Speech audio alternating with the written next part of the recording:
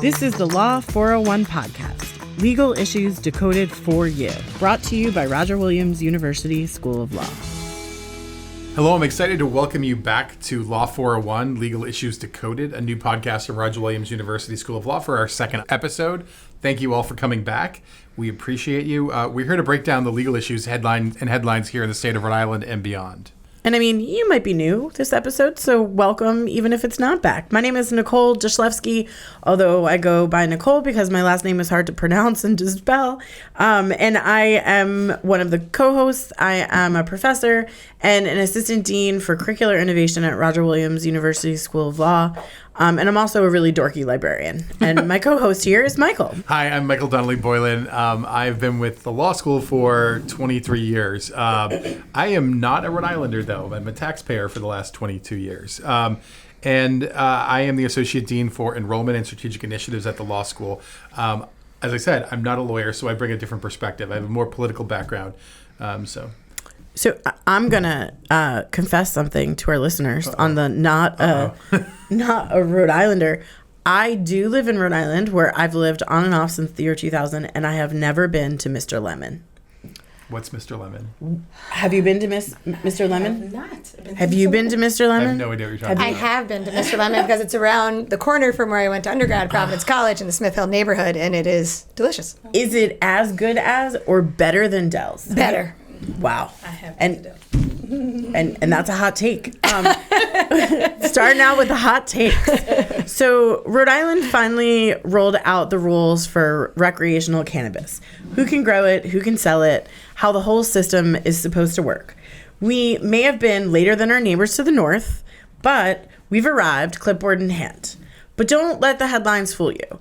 The legality around cannabis is not just about dispensaries and designer edibles. The rules are going to shape the next era of policy and whether the communities hit hardest by decades of criminalization actually will see repair. For years, marijuana enforcement was uneven. Black and brown Rhode Islanders were policed, prosecuted, and punished at disproportionate rates. Now that cannabis is legal, the state has a chance to do something rare, to get it right, or at least to try. That's where things like social equity programs come in. They're designed to level the playing field, prioritize licenses for people from communities most impacted by the so-called war on drugs.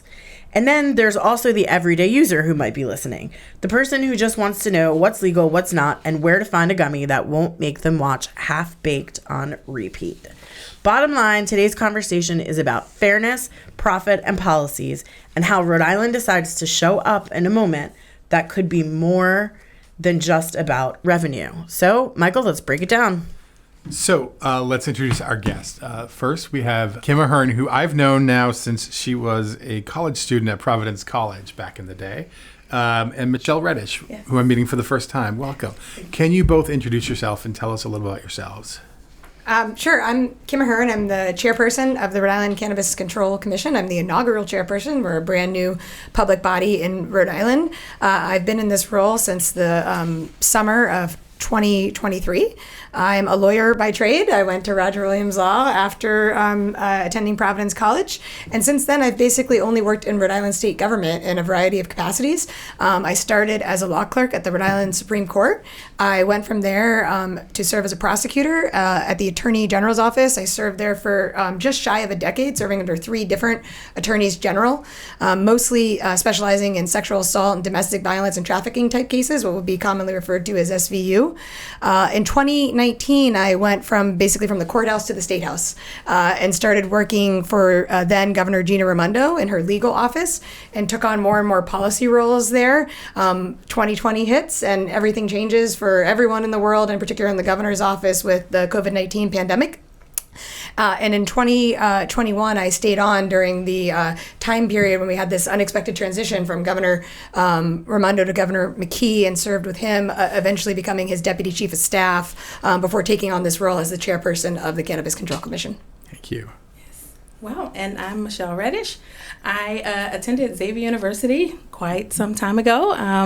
And as Kim mentioned, I moved kind of from big oil to big canna. So I started my career with Schlumberger. I worked for 13 years in oil and gas. And then from there, I moved into chemicals, import and export compliance. And then from there, I got the bug and I wanted to enter into the industry. So I transferred my skill set into the cannabis industry, and I have worked for a multi-state operator out of Michigan. And then from there, moved into state government working for Oklahoma Medical Marijuana Authority. And I spent about 2 years there working in C-suite executive team. And then from there, moved to the great state of Rhode Island as inaugural administrator for the Cannabis Control Commission. We love having you here. Thank you. So let's get into it. How did we get to this moment?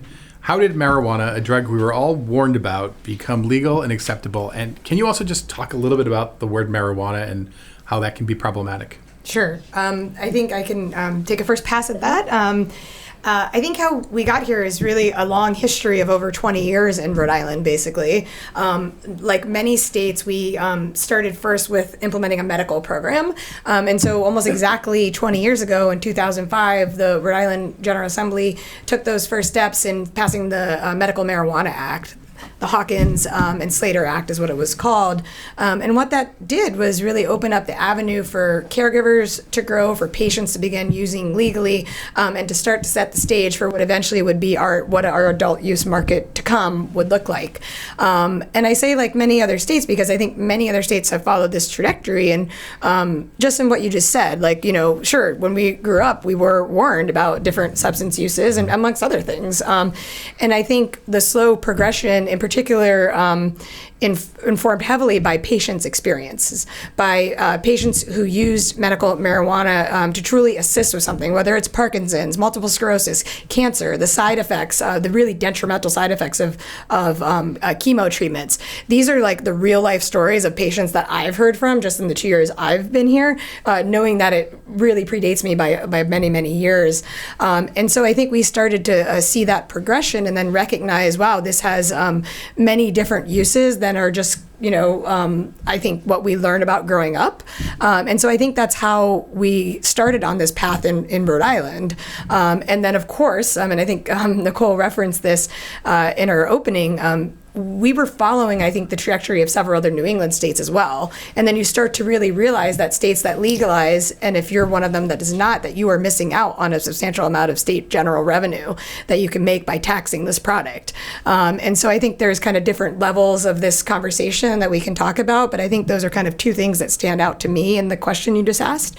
And of course, we're still concerned about children and in particular young adults using. It's a lens that I have on me at any time when I'm making any decision as the chairperson. I care greatly about that, and that's why in our regulations we are trying very hard to make sure that these are not appealing to kids, that you're not packaging and labeling in a way that has cartoon characters and Mickey Mouse on it. And so that's a mission that we, and I know my fellow commissioners, take seriously. And then I think the final part of your question about the term marijuana or the term cannabis, I will just say this, that I think the correct scientific term is actually cannabis from the cannabis plant. And it's certainly the term that our General Assembly has begun using in the Rhode Island Cannabis Act of 2022, which is when it actually was fully legalized from adult use perspective. And so there was a shift just, I think, in recognizing the appropriate scientific term in what is used in legal, in the statutory scheme. And then finally, I think there are some communities that find the term marijuana to be a particularly loaded term with some negative connotations. So I try to keep all of those things in mind and kind of the words and the words that I use. Thank you. Yeah. So I have met you both before, and I found one part of your job to be hard to understand, which is the terms that are sometimes used. So there is a Cannabis Control Commission, there is an Office of Cannabis Regulation, and there's a Cannabis Advisory Board. Can one or both of you explain what the difference is between all of those?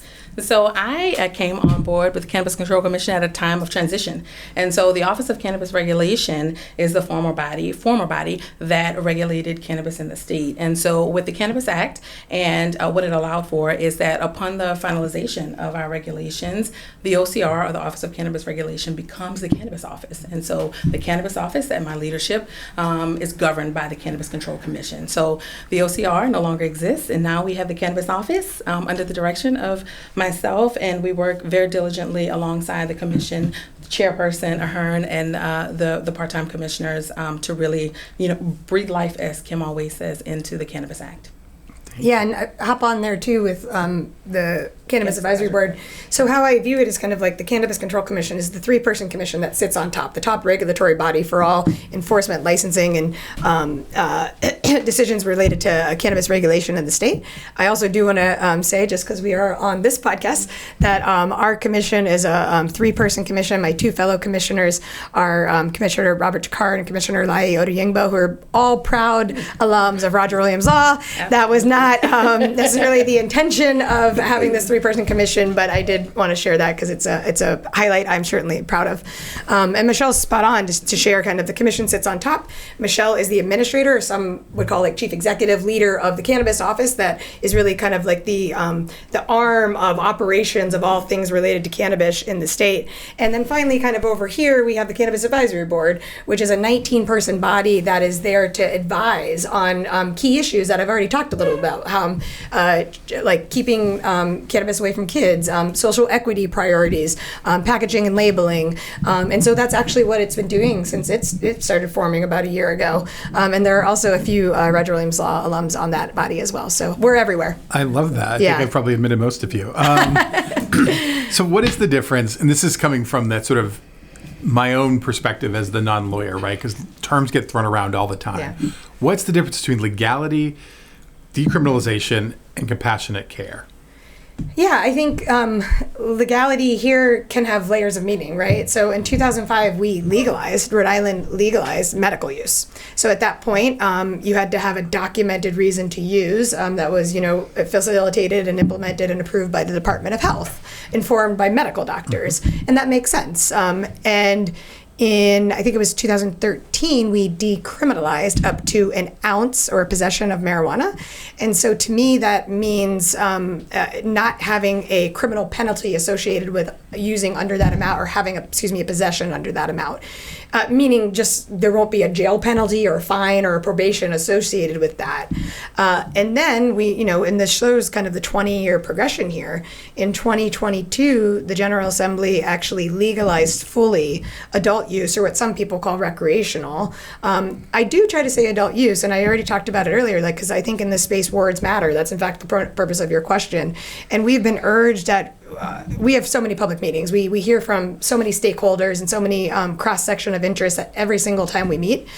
And early on in my term here as chair, a number of the prevention councils came to a number of our meetings and urged us to be thoughtful in using the term recreational.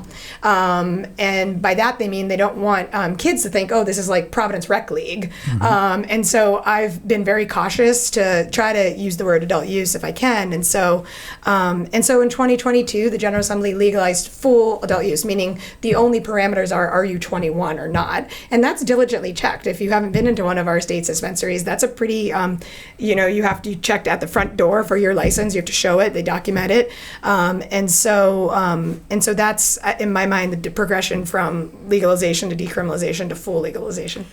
So can I follow up on that? Like, what does that mean where it's legal here in the state, but it's not legal federally, as I understand it, right? How does that work? Yeah, that's still the case. It's still federally a controlled substance, and that means you can't cross state lines with it. You should not be crossing state lines with it. I mean, that's still certainly a risk of federal potential enforcement. And it means, in particular, for our market and all states' markets, that we truly are homegrown. Because even if there is a multi-state operator, for example, that has businesses across state lines, you still have to grow your product and transport your product and sell your product all within the state of Rhode Island. And so because of that, we have a very robust, I'll say, group of cultivators or growers, what some people might call growers. Our term is cultivators, that are very proud of their product, and as they should be. And it's really generated a truly special craft market here, not unlike the craft brewery market. And because of the federal prohibition, you're bound within state borders. So the term I like to use is homegrown. And we can talk a little bit more about federal descheduling later if you want, because there's a whole separate avenue of kind of like inquiries and conversations we can have about that. I just really liked something you said about not using the word recreational. And I think another thing that came up for me is there are people who are addicted to the use of marijuana. And that is a very serious issue for people. There's a new Marijuana Anonymous group in Providence. So recreational seems very dismissive, where adult use seems to make that issue more serious, and to treat it with the respect and dignity that it deserves. My question is for Michelle. In the change from medical dispensaries to adult use, are there stores open now? Yes. So yes, we have 7 compassion centers across the state of Rhode Island, and those compassion centers have been licensed to be able to sell both medical and adult use cannabis products. And so if you are a medical patient, or if you are 21 or older, you are able to visit any one of those 7 compassion centers, and be able to purchase products. So the Rhode Island Cannabis Act was very intentional about, in that transition period, allowing for the use of adult use products and the sale of those products. And so that was a very intentional piece of the act, and so it was rolled out. And so yes, you can purchase from one of the 7 licensed compassion centers. So what are the next steps now that the rules are finalized for adult use and for medical cannabis? Well, the next steps are that we are going to work, the Cannabis Office is going to work with the Cannabis Control Commission diligently to roll out the adult use expansion. But the one thing, I want to really, bring home to this conversation is that we just kind of finalized those regulations. This was May 1st when the regulations were that recently? Finalized. Absolutely. So we're about 18 days on the other side of that. You know what I mean? And when we're filming this. Exactly. Right. Yeah, so the thing about that, it was a huge endeavor for the office and the commission to get those regulations across the finish line. And so right now we are working in the office to build out what our adult use expansion rollout will look like, and working with the commission to really make sure we can get the public some information on that very soon. Yeah, I think it's a good segue too. Ever since I took this role, and I share this at every kind of opportunity I get, at either in the chair seat or at interviews like this, that my top 3 priorities as chair are to regulate cannabis, specifically adult use cannabis, in a way that is safe, transparent, and equitable. And so those are really 3 guiding pillars that I think about daily, and think about in the way that we have meetings and our agendas and kind of the work that we do every day. And it's no different for your question. And so by that, I mean, we are very, we're filming this on, I think, May 19th, depending on when it comes out. And so we're very, newly into our adult use regulations being totally final as of May 1st of this month. And the next steps that you'll see at our commission meetings, and by the way, we meet monthly usually, and the public should feel free to learn more about us at ccc.ri.gov. You can go there. We'll add it to the show notes. Great. Yeah, you can go there and you can sign up for our listserv in particular to get updates when we meet, when we have important news. But to answer your question, I think the next steps and the next iterations of commission meetings that you'll see is a transparent rollout of kind of what's on the horizon, and when will applications be ready for these different groups of licenses that we can give out, and when can the public expect to see that, and when will technical assistance roll out for social equity licenses, and you'll hear more about that, I think, later on. But we're going to do it in a way that is safe, thoughtful, and diligent, like we've done everything else since I've gotten here. Thanks. So sort of transitioning, before we get to social equity, I just want to ask some questions about zoning, because this is something that was sort of new to me, that there's this relationship between zoning and cannabis laws. So, what is preventing, just if you're a listener, what is preventing your neighbor from opening a dispensary in their backyard? What is this relationship between zoning and new cannabis laws that will make this make more sense to sort of the average listener? Sure, that's a great question, and one we hope we can put people's mind at ease for. a couple things to take a step back. One thing we learned over before I even got here, but in the last expansion, there was an expansion in Rhode Island that went from 3 compassion centers, which was only selling medical, to up to 9, and that happened under prior leadership with the Department of Business Regulation. But I think a key lesson learned from that was not having this idea that you should have final zoning approval to be able to get a license. And so for Rhode Island to take a huge step back, kind of the vision of the Rhode Island Cannabis Act, never envisioned this to be like a kind of an unlimited cannabis place, right? And I view it, what I say often is this is not like a Dunkin' Donuts style cannabis expansion. And we have seen states that have that right next door in Massachusetts.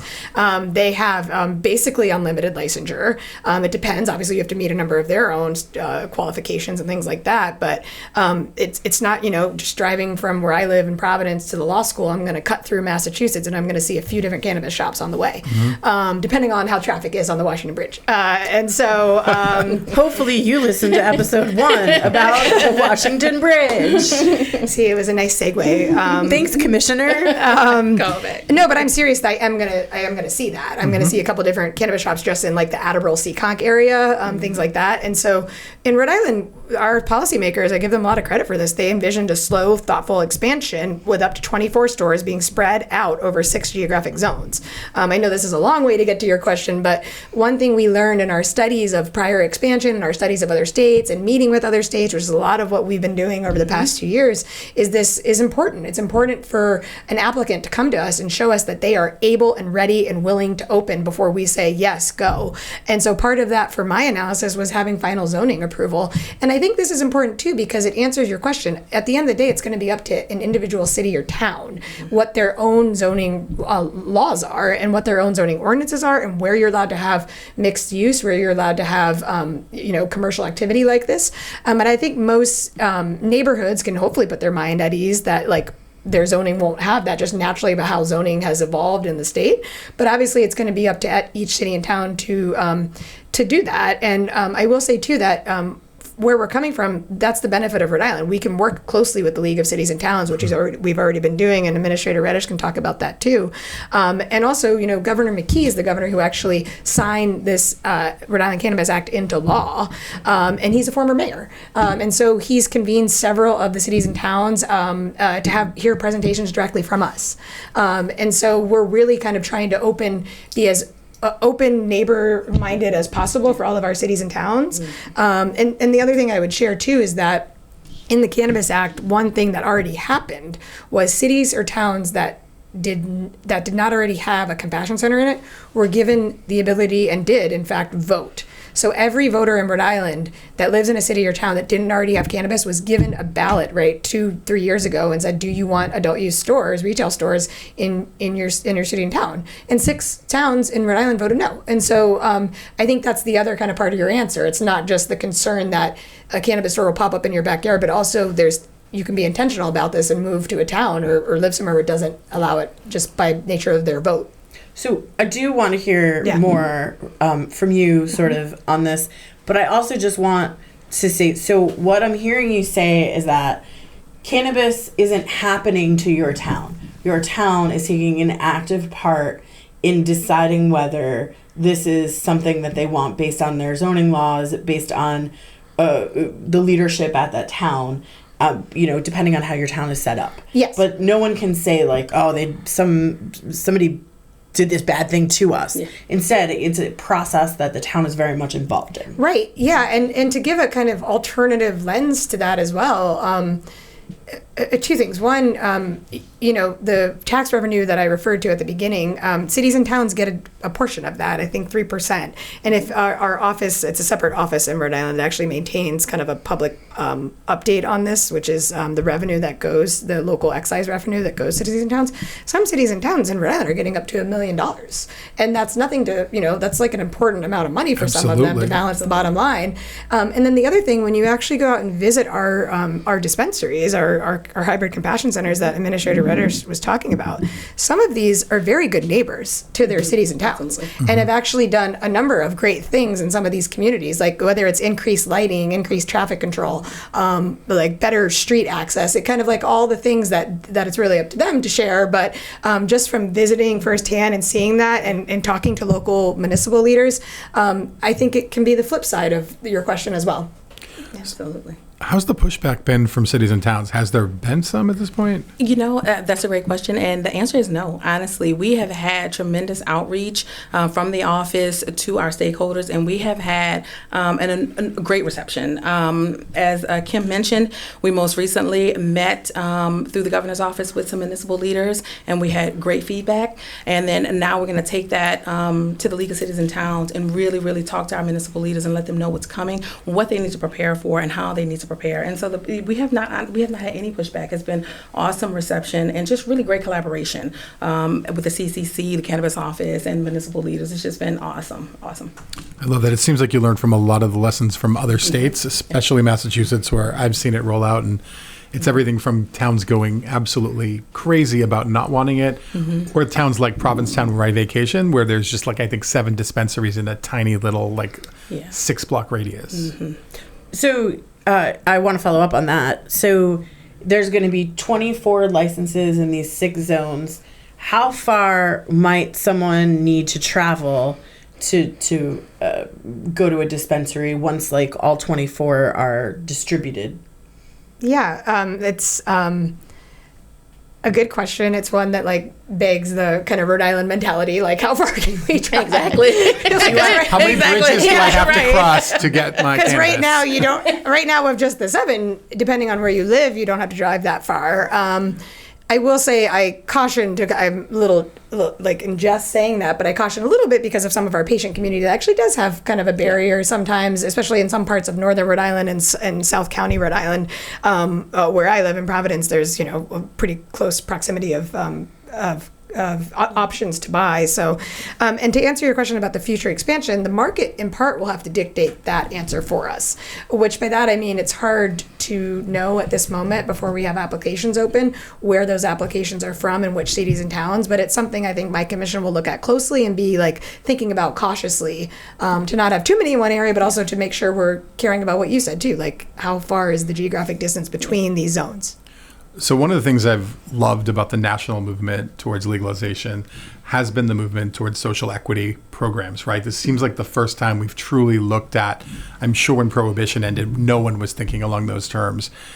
Can you tell us a little bit more about social equity programs here in Rhode Island? So the social equity program in Rhode Island, I've been a part of building that program, and it's just very near and dear to my heart. But just taking a step back, social equity in general is about creating access to those who have been disproportionately impacted by the war on drugs. And so the Cannabis Act was really specific about ensuring that there was the option to be able to allow folks who have been affected and have had some part in justice related activities that include cannabis to be able to take part in the industry. And so we at the office really work intentional about making sure that program is really brought to life. And so a part of the program includes the 6 licenses that will be spread across Rhode Island, 1 in each geographic zone. And so those licenses are set aside for social equity applicants. So if you go through the process of social equity applicant certification and you are approved, you are able to qualify for one of those 6 licenses. And then there's a technical assistance. We are building that internally in-house with our staff, really digging into the details of the regulations as well as the statute to ensure that we get that technical assistance built out. And it has been just a rewarding endeavor. And so we have that coming down the pike very soon. You'll see that not only as we build out our social equity resource webpage, but also as we take that on the road. We're going to take our technical assistance on the road to our DIAs and really bring that information to the heart of the folks who really need to take part in it and can make use of us taking that on the road. So we're excited about that. And then last but not not least, you'll have a social. I don't mean to cut you off, but No, what is a DIA? So a DIA is a disproportionately impacted area, and so through some research and some partnerships across the state, we've been able to identify those DIAs across the state. And I don't want to misquote them offhand, but we have Providence, Newport, Pawtucket, Woonsocket, and Central Falls. They have census tracts identified in those areas, and those are our DIAs. And so we're going to take, like I said, take that technical assistance on the road to those areas and really bring that information to the heart of the community. And then lastly, we have our Social Equity Assistance Fund, which will be there to tap into and to support those who are trying to get their business started and really lower that barrier of entry to help those get over that big hurdle that it takes to open up a cannabis establishment. You'll be astounded as how much it costs to really get an establishment open. And so that part of the program will really help lower that barrier. And I've seen there are some bills in front of the legislature right now, which we don't know what's going to happen with them. And when this comes out, maybe the legislative season will be over and we will know by then. But I think it's really exciting that it could be impacted by current legislation. Mm-hmm. So there could be more money available. There could be a different plan to expand that in some ways. So that's also really exciting. Were you involved in a social equity part in your previous? Well, I came from, so my work was in Oklahoma, and so Oklahoma didn't have a social equity component to the program, but Oklahoma was an unlimited license state, and so one would say with 13,000 licenses across the state of Oklahoma that, at the height, which they don't have now, the access was there for those who were interested in taking part in the industry. Very low barrier to entry is what Michelle's describing in Oklahoma, which is very different than just the conversations we've had here. And so every state is so different. And I very much appreciate Michelle's leadership on all of these topics that we've talked about. And she's part of a network called CANRA, which maybe you can talk just a minute about, because I do think they provide such expertise in the area of social equity as well. Absolutely. I joined CANRA when I moved to Oklahoma, working with the OMMA, or Oklahoma Medical Marijuana Authority. And so it is a national organization that really supports regulators across the country to really learn from each other and to not repeat some of the mistakes and really take in those lessons to build a strong program. So hopefully over time you'll see, as the promulgation of rules and regulations and statutory schemes come out, you'll see things improve across the country. And so that is what we've been able to do: lean on each other, vent to each other when things seem complicated and nuanced, but really a network of regulators who really love the industry, love to support one another, and really build upon that. So I think it was their website I was on where it showed that there were some programs, like educational programs for cannabis compliance. And, I was wondering if there's plans for what sort of the plans are next. Do you think that we'll have some type of compliance program here that people could, go to school for? Or do you think the social equity program will grow? Like, do you have any sort of predictions? Well, we're in the foundational stages of building our program. I feel like I have a healthy, what they say, a competitiveness inside of me. I would love for Rhode Island's, social equity program to be one of the best in the Northeast. So that is what I think about every time I go to the table, go to the conference room table and talk to the team. It's really just about making sure we lay a strong foundation for our program to be one of the best in the Northeast and in the country. We're excited. We have a group of folks that really are excited and passionate about making sure this program excels. But we're in the foundational stages, and we're looking forward to what will come. But absolutely. And there's three institutions in Rhode Island of higher learning that actually offer different types of certificates, extra studies in cannabis: URI, CCRI, and Johnson & Wales. And they all offer them in different capacities. So URI's is really focused around pharmaceutical and medical research. But Johnson & Wales actually has a pretty expansive group of kind of entrepreneurs, cannabis entrepreneurs. We've met with all of these entities. And CCRI last summer started offering for the first time a course that was kind of different avenues for working in cannabis. And so I think about those two programs when you ask that question, because there's naturally going to be an element of any of those types of courses that have to be compliance based. If you're going to get into this challenging area, then you need to know the rules and you need to comply with the rules. But it's a great question. Absolutely. Thank you so much for such an engaging conversation around this issue. We really appreciate your time today. But before we go, we have a tradition here. So, Michael, wonderful human, doesn't live in Rhode Island. And I feel like there's some Rhode Island things, quintessentially Rhode Island things like Mr. Lemon, that Michael should try. And so should I, frankly. What do you think of as quintessentially Rhode Island that if he hasn't done yet, he should try? And please, as a new Rhode Islander, if there's anything that you think. Oh, man. Yeah, I'll go first and then give Michelle a moment to think. She is a new Rhode Islander, but she's had a few seasons under her belt, so I'm excited for her answer. I live in Providence, proud resident of the city of Providence, so it's hard not to say a few things that I'm about to say, which is, first of all, Rhode Island Pride is coming up, which is an amazing, inclusive weekend in the city of Providence. I have 3 daughters. I love bringing my family to it each year. It's the only, I think, illuminated nighttime parade for Pride in the country. It is so much fun. Yep. It's hard not to say go check out Waterfire. I can kind of see in the background of some of the pictures on the side here, you can just picture the fires burning in downtown Providence. And on any given night at Waterfire, you might experience a very different feel, because there's different themes sometimes with that. And then finally, PVD Fest. I know it's been hotly debated, but I do love, I just love like the feeling of inclusion that exists at all of the things I just named.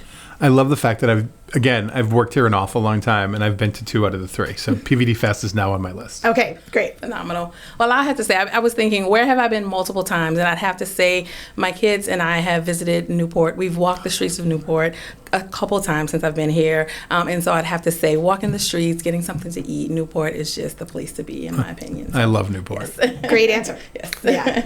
So, mine is chocolate cake at Greg's. Like, I've had the chocolate cake at it's Greg's. so good. See? I have to say, the Death by Chocolate cake is like the quintessential one.